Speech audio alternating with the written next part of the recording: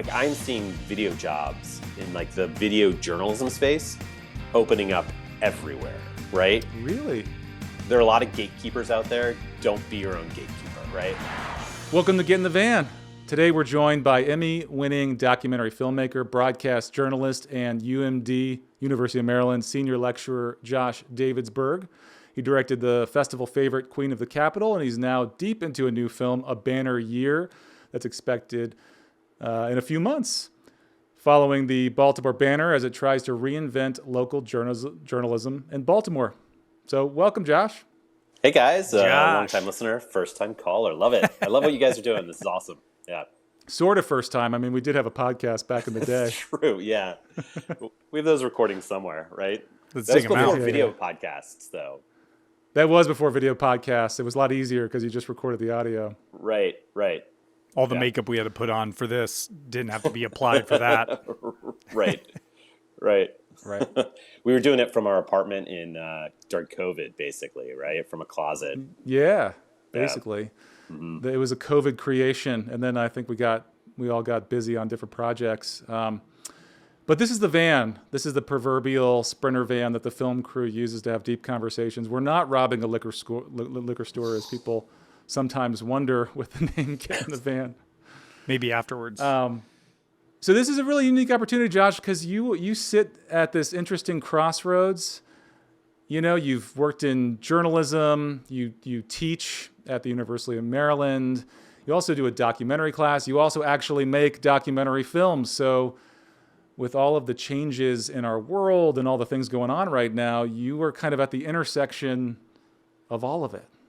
I remember like sitting at my desk when I was working in Salisbury, first TV station, and remember watching some of the first YouTube videos, and I was just kind of obsessed with just streaming media at that point, and like trying to figure out where it kind of fit into journalism and just the future of news. And it's kind of taken this long, but now I feel like all of that stuff is kind of all coming together at this point, right? Yeah. You know, it's still tough to make money. It's still like, who knows if the business model is viable for local journalism on YouTube. We're seeing it happen on like a national level. And then between that and like documentary and just the democratization of all the equipment and everything like that, we're living in like an incredible time, right? Like there's so many more options for all of us. There's a lot more noise, which is also the problem too, right? Yeah. But just to like think back, like one of the things that I talk about with my students, and you guys probably did the exact same thing, is when we applied for TV news jobs, we had to go into the newsroom and sit there and make copies and copies and copies of our work. And every copy would cost us, like $10, right? Like $3 for the VHS, maybe $7 to ship it. And the time it would take, you just have to sit there and watch it like dub itself over. Yeah. Right. And we didn't have cell phones to keep us busy during that time too, right? We just kind of sit staring at ourselves talking over and over and over again, right? And now, you know, when my students apply for jobs, they just hit submit, right? So there's a lot more people applying for those jobs, a lot more noise, right? But it's also made it easier for students and journalists who may not have those means to begin with. I mean, just the expansion of, you know, when we started, so Josh and I actually both started in Salisbury together. We didn't work at the same station, competing stations, but we knew each other. And spent nights at Brew River, right? That's right. Yep. And you know, DSLR filming and kind of all the equipment that we have access to now, really, it was maybe around, but not like as prevalent. Like I still feel like if you wanted to do this type of work, you had to go and put a serious investment in gear. And I think, you know, you've watched that transition as we all have. And like you said, it's kind of opened up doorways, right? Your students probably don't even think about it anymore. Like they don't even think about it at all. Yeah, it's amazing. My students have been walking around with cameras in their pocket, video cameras in their pocket since they were little. So, you know, the skill level that they come in is just a completely different level than when we were. Right. We were that age. They also come in with some bad habits that you have to break, you know. But yeah, at this point, the question is like, how much do we embrace those bad habits, and how much are those like the future of video production too, right? Right. So just to clarify for the audience, because you were talking about the YouTube creation stuff, Josh, you make doc films, but you're also, and you teach a documentary film class, but you're also getting into, you mentioned the other day, like a content creation class. Yeah, I mean, so I've been teaching a content creation class for years, right? I think I started the class around 2015. We called it the News Bin, and it was Broadcast Innovation News. That's what BIN stood for, right? And now we call it the Video Storytelling Lab. In 2017, I got a grant from NAB, from the National Association of Broadcasters, to try and do YouTube style vlogging, but journalism. This was like the time that like Casey Neistat was getting really big, yeah. and he got bought out by CNN for like $28 million, right? So we started kind of looking then, and we've been kind of like trickling along, but we're looking at expanding it into one of our traditional news bureaus. We'll call it like the Video Content Creator Bureau, where it'll be full kind of student newsroom doing YouTube style journalism, right? Like everything from like just more the experimental stuff, right? Like anything that isn't traditional TV news will fall into us. So it would be like the micro docs and the on camera like Vice style stuff, and the Vox style motion graphics stuff. It's all the stuff that I love to watch. That's super interesting. I mean, do you see something that came up, at Press Play, the Chesapeake Bay Video Consortium event that you guys held a few months back, that something that came up was like YouTube distribution, which kind of maybe that blends in a little bit to like video journalism. And something that Sky mentioned, who started it, was that she has a documentary that's got like 250,000 views on it that she distributed through YouTube. And so what you're talking about is making me think about that a little bit, and how YouTube can be a place for video storytellers to create, but also hopefully make some money off of it. Yeah, I don't think it's for everybody, right? Because it takes a lot of work. You have to grow the audience, and you have to keep feeding the beast too to keep the audience, right? But there are some really successful YouTubers that are doing journalism and documentary style work and making money off of it, right? For Queen of the Capitol, we were picked up by Starz. We were on Starz for a couple of years, for 2 years. Then it ended up on Peacock, Tubi, and YouTube, right? Our distributor did that. We didn't do that personally. And Tubi, out of the three of those, has been the most lucrative. But I've heard from some other filmmakers that have done it independently that YouTube is a great spot to actually, as far as Avod, the advertising video on demand, that YouTube seems to pay the best from what I've heard. Okay, cool. I haven't looked into the numbers, but Tubi was lucrative, and I think they changed all that. The problem is you put stuff up, and then they change the payouts, and then you put stuff up, and then they change the payouts again. Now, Tubi is a platform in which it's advertising run, right? So it's not subscription based, right? So how does that work? Completely free, and they split the ad dollars with the filmmaker, the creator, right? It's called Avod. So Tubi, Peacock has Avod as well. Amazon has Avod. Amazon kind of famously was like a great place for documentary filmmakers to put their stuff up, and then they said no more. I guess people were uploading just conspiracy stuff, and they didn't want that liability.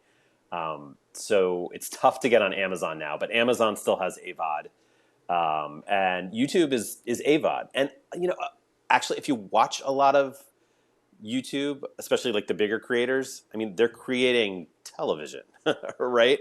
Like Mr. Beast. Like Mr. Beast is like that is a network television show that looks like it costs millions to create.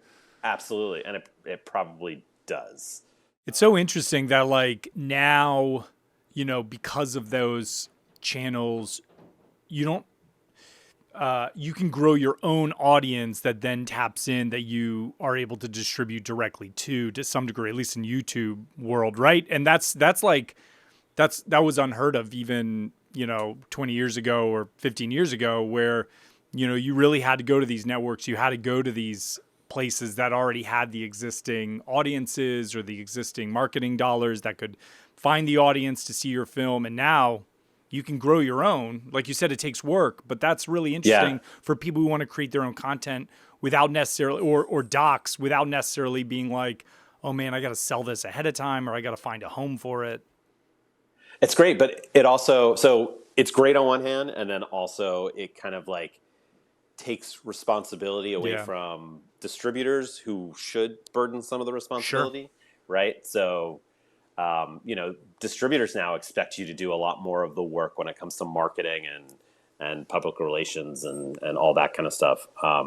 My distributor, who was great,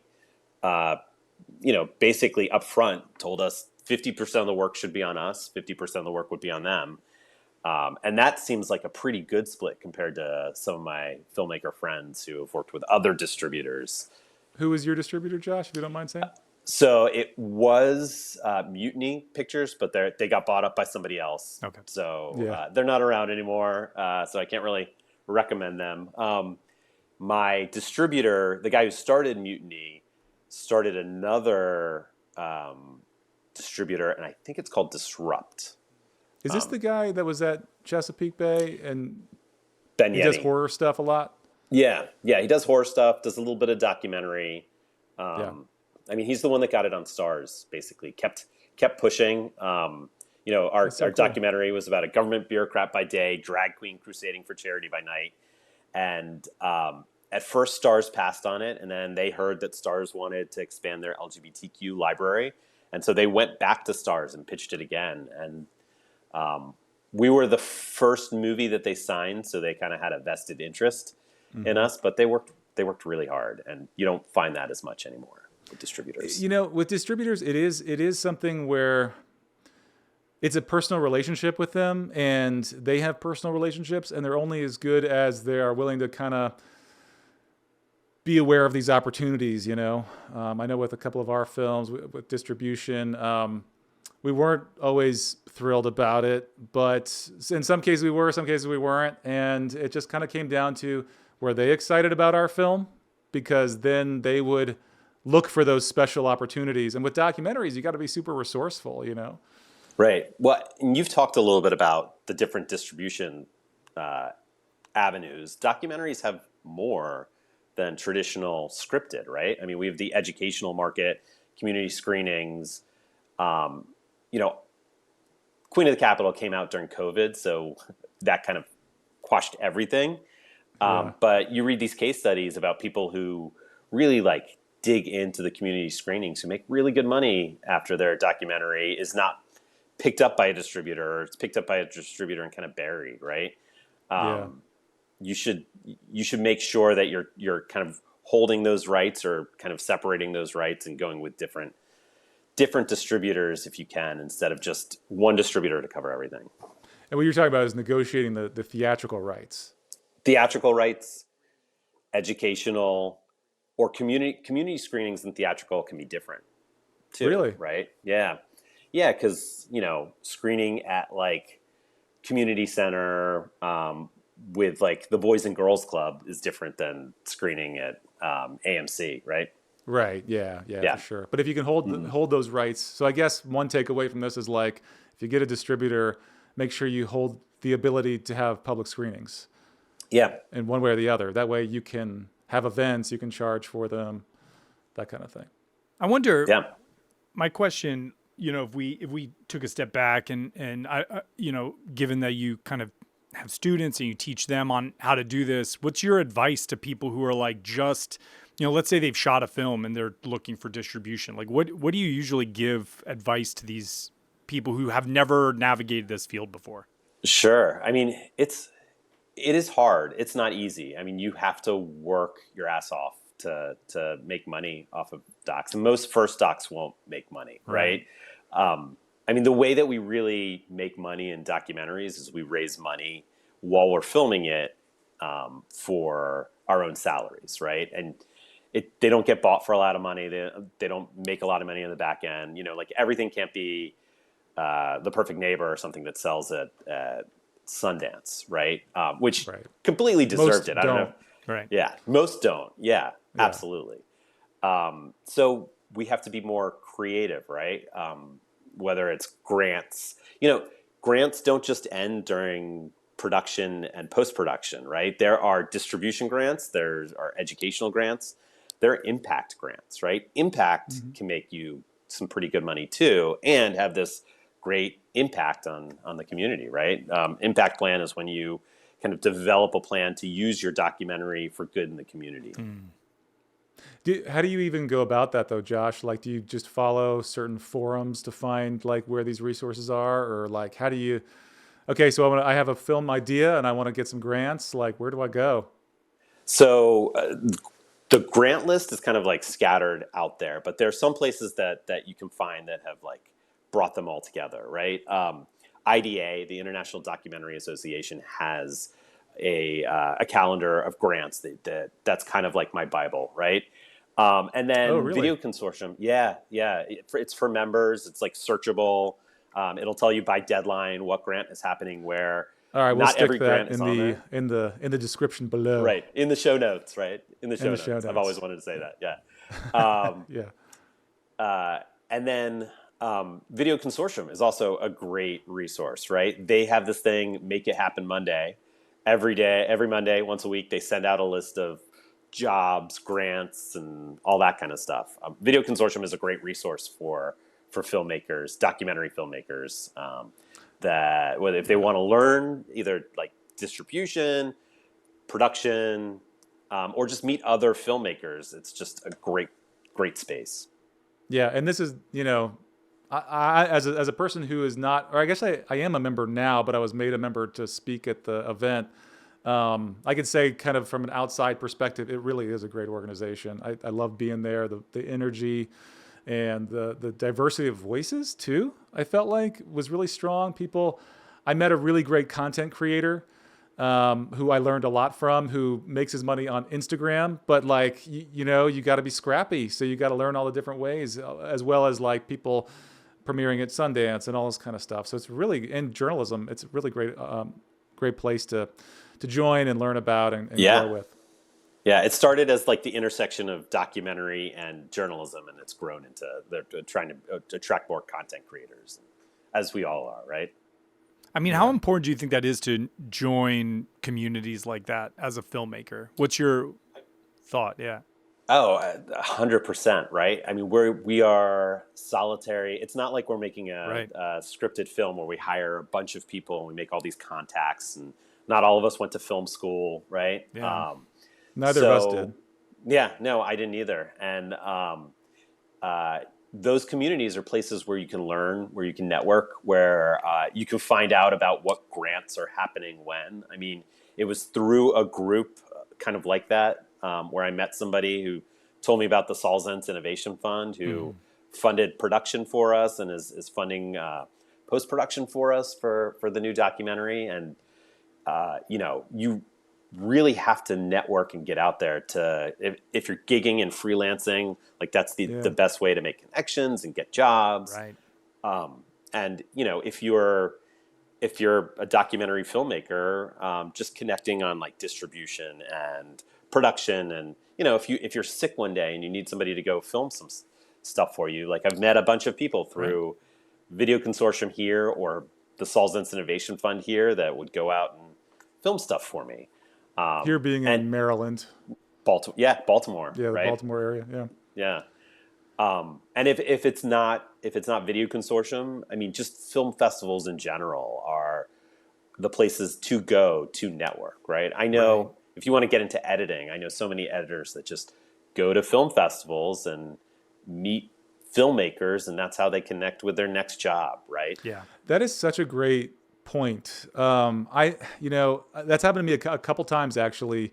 One guy, we have been to Mountain Film a couple times and Telluride, and Ian McLeod over Cloud9, he does sound and music and awesome dude, awesome company if you ever need someone to create a musical score or anything like that.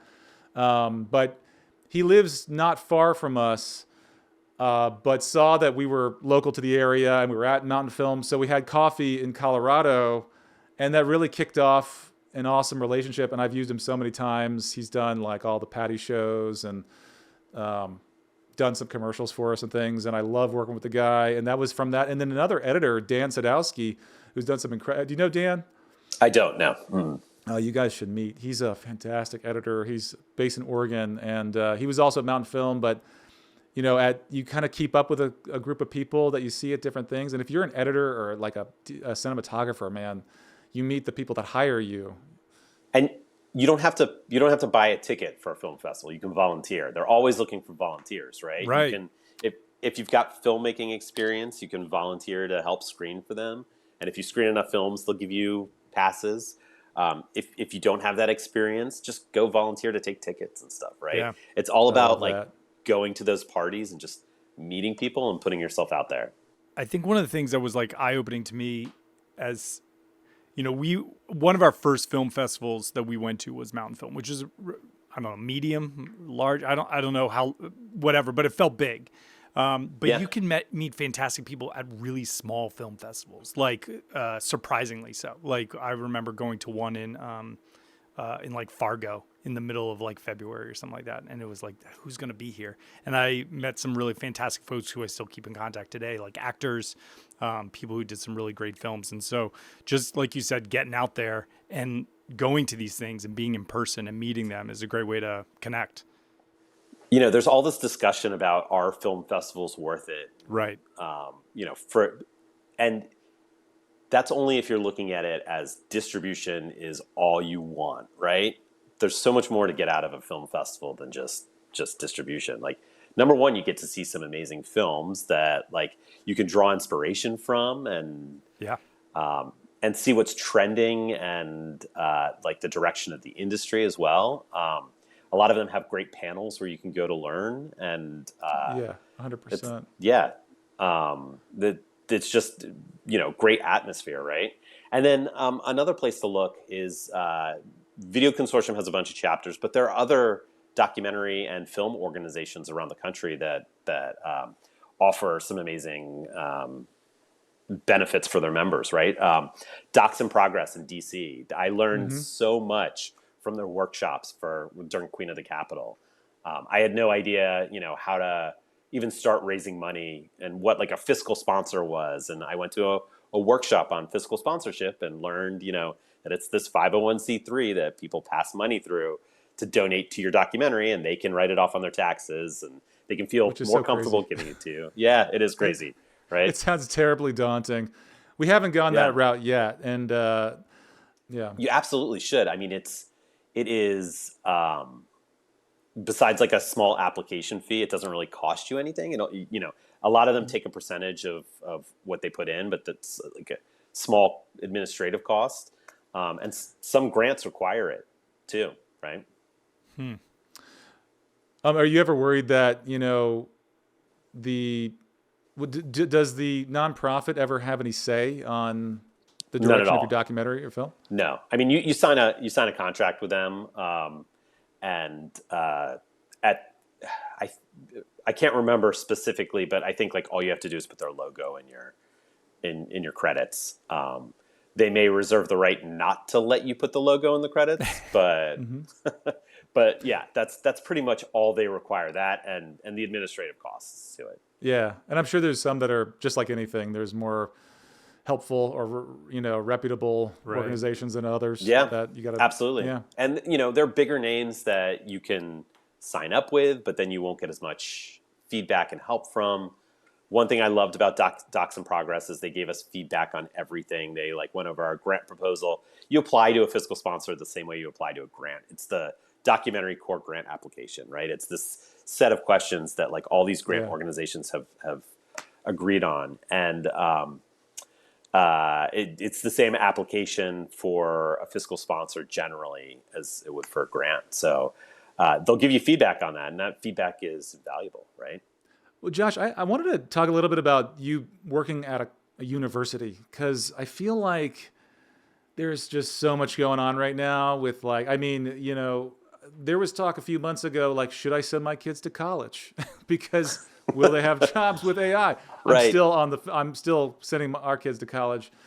But there's this like this wave of AI, and you and I were talking the other day about how it used to be we were looking 5 to 10 years out. Now you're looking at like much shorter timelines. So like, what kinds of how is the university system adapting to this like rapid fire change, and how are you working with students on helping them?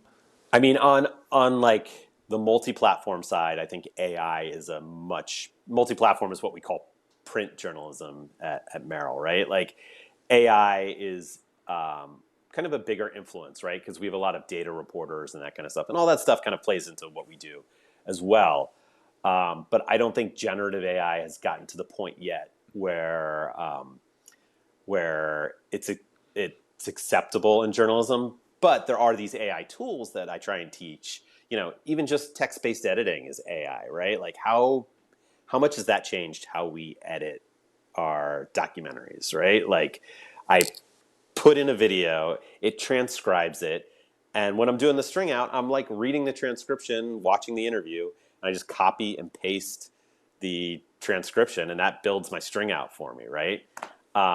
So like all these tools have helped move things along and make things more efficient.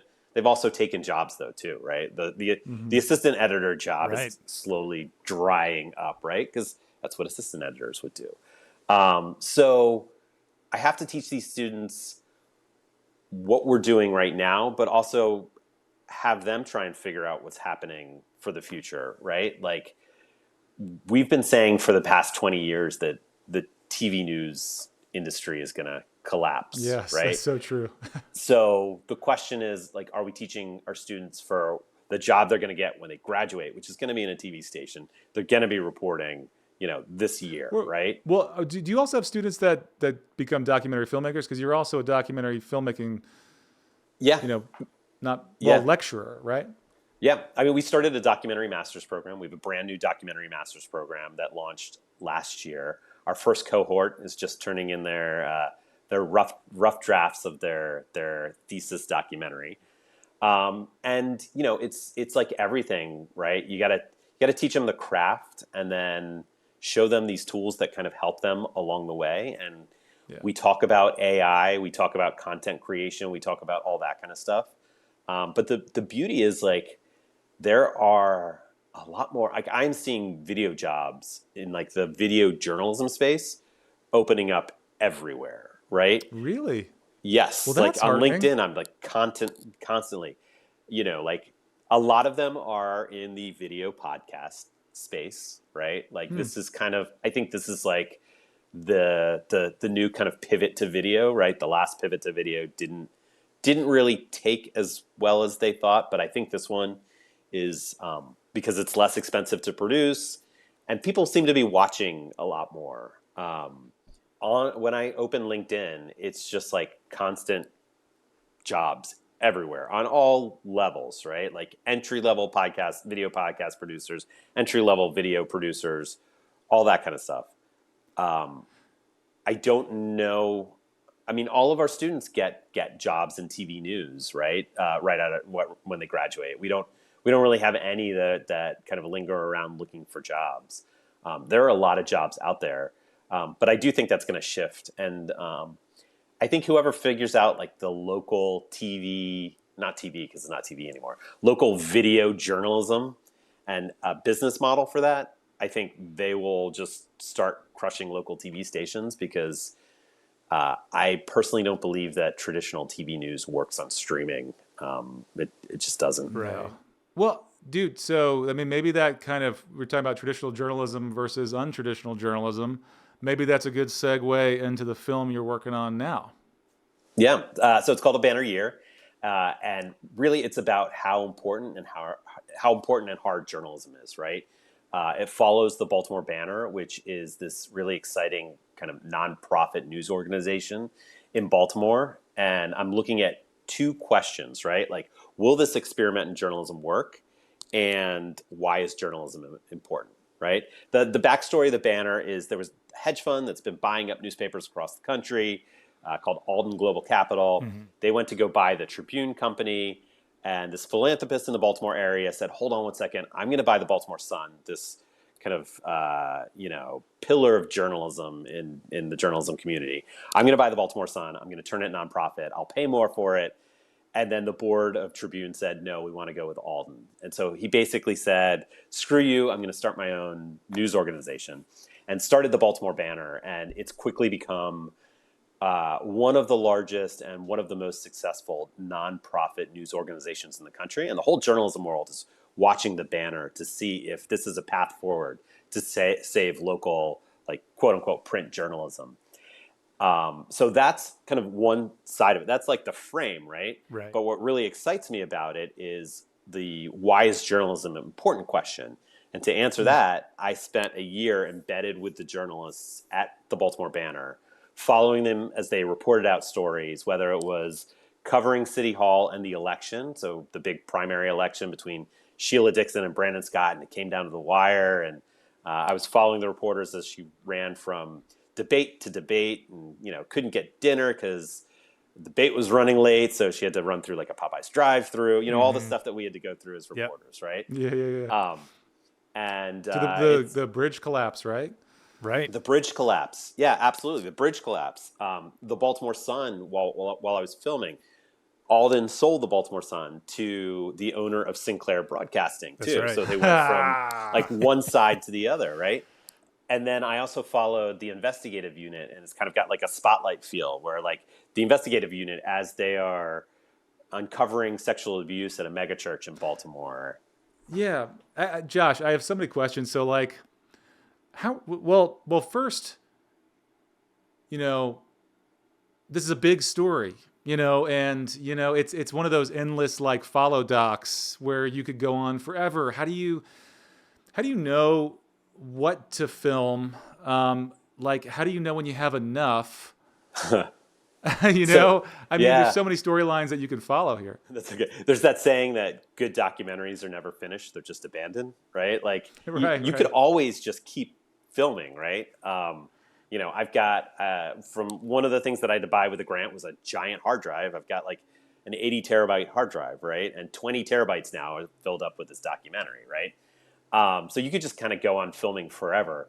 I did know, so two major storylines had to wrap up at some point, right?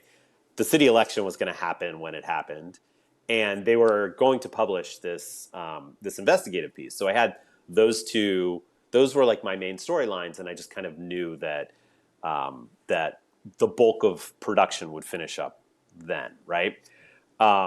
On top of that, I had a memorandum of understanding with the Banner that I had to sign, and it basically gave me a year to get in there and film.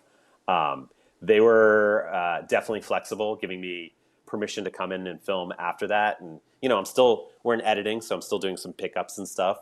I went in the other day at like 4:30 to get the sunrise through the windows, and they were totally cool with me coming in for that too. What are you filming on? What kind of equipment are you shooting by yourself?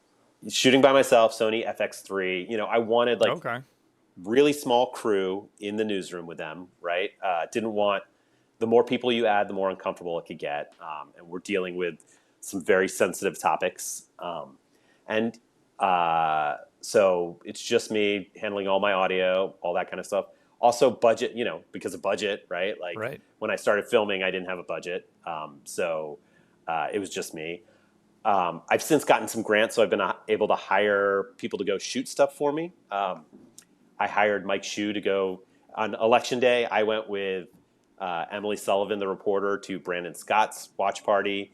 And then I hired Mike Shue, who used to work at WJZ, to go film one of the other watch parties so that we could intercut them.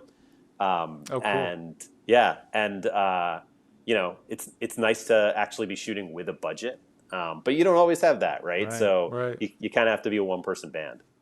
One of the scenes that I love in it is there's this moment in which it gets into Sinclair Broadcast, and like, what did David Smith mean by when he said this, or what did he mean when he said that? And I love it as a former journalist for so many reasons, because the editor, we think of the liberal media, and this editor is actually looking out for him, and what did he really mean by this? And, the writer at the time was kind of like, well, he said that, basically they're all scumbags or whatever. I don't know. I forget Contempt for they the were media. actually. Yeah, he Yeah. was like talking about He has contempt for the media. So I mean, Yeah. but they were arguing over semantics, like should we write this word or that word? But they have two totally different meanings. Right. And Semantics I on think, one hand, legal issues on the other, right? It's two sides of Yeah. the same coin. I waited for 6 months for that moment. Like I knew in my head when I'm filming this that like that's a moment that I wanted, was like an editor and a reporter arguing over word choice, right? I love And that. It's yeah, so and it's I it's so got it. inside baseball, but it's also so relatable, and like the public, it actually reveals this huge problem with the media, with the perception of media at this Totally. time. And you could have only got that by just like shooting a lot of stuff. That's kind of that's what I'm hoping. I know this documentary isn't going to save the fourth estate, but I'm hoping whoever sees this will understand the media better and how journalism works better. Yeah. Enjoy the film at the same time, and then maybe subscribe to a newspaper. Right. Right. Yeah, it's interesting. It's like that peel back, that behind the curtain peel back is the side that I don't think a lot of people see when they're just railing against the media online and saying that they're biased or they're doing whatever. I mean, that kind of push pull about what happened, what did they record, what is the meaning behind it. Those conversations play out. I mean, all the time. I mean, we saw it when we were in news, right? So Yeah, to give that to the public, to say, hey, this is what it looks like, is hugely valuable at a time like now when they don't really understand it. That's what I'm hoping. I'm hoping Yeah. people will see this and understand better, what we all did as journalists and what the journalists are doing now, how hard it is and how important it is. What was one of the larger challenges you faced with this doc and the filming process? There's just so much kind of going on that you want to capture and Yeah. you want to get done, right? But you only have so much time. You only, you have to balance your family and documentary filmmaking, right? You only have so much hard drive space, right? Like you go out and you film and you're shooting in 422 DCI, S-Log, and one day is like 600 gigs, 300 gigs, something like that, right? And then budget, right? Right. Funding is always difficult, right? I'm lucky that I own my own equipment, and when I want to do a project, I can just go out and get started. Most of us, if we think about it, most of us do. We all have a phone, right? That we can record. I'm lucky I have a cinema camera that I love, that blows me away every time I pick it up compared to what we were shooting on before, right? The FX3. The FX3, yeah. Yeah. I love that camera. Josh, like when I'm curious to know, like, so and kind of going to what Dave said about the challenges, like one thing that I think is overwhelming is, okay, you're going to the Baltimore Banner, you're trying to capture this, that, and the other. You got to maybe use some wireless mics, or I don't know how you did that, and you could tell us, but how do you attack this? How do you build a scene, right? What are you listening for? When do you know when you've got what you need you've made the day? Yeah, I think it all starts with pre-production and like pre-interviewing, right? I kind of looked at this like I was a beat reporter, right? Like I started out the process with just going out and getting coffee with the possible participants and the subjects, right? The reporters there, right? I would go sit down with them, talk to them about the project. I talked to my students about pitching, and I was pitching them on being in the story, but I was also listening to what other stories they were working on and, how they would play out.